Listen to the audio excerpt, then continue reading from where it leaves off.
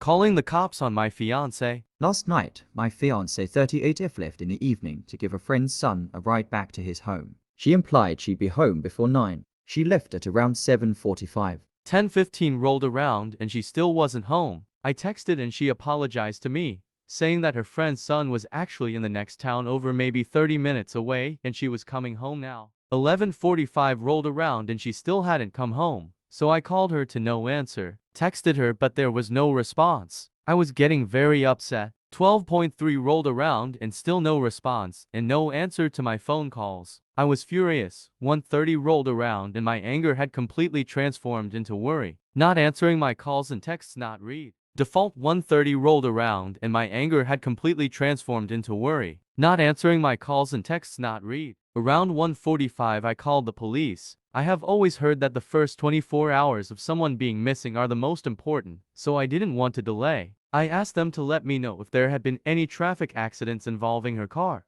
and the operator told me that they would put out the word and send some cops to check along the route she would travel. I called all the hospitals in the area to check if she had been checked in, and I waited outside watching the road for her car for 3 hours. Partially because I didn't want the kids to hear me on the phone with hospitals, and secondly because I was sick with worry. At 7 a.m. she came home. She apologized for being out and said she had no excuse. She was driving home and felt tired, like she was falling asleep at the wheel, so she pulled over to the side of the road to sleep. When she did that, she found that her brand new phone had stopped working. She says she napped anyway because it was the responsible thing to do, and then came home at 7 a.m. to bring the kids to school and get to work on time. I immediately called the police and told them that she had come home safely, gave them the case number and told them to stop searching, which they did. My fiancé brought the kids to school and left for work. I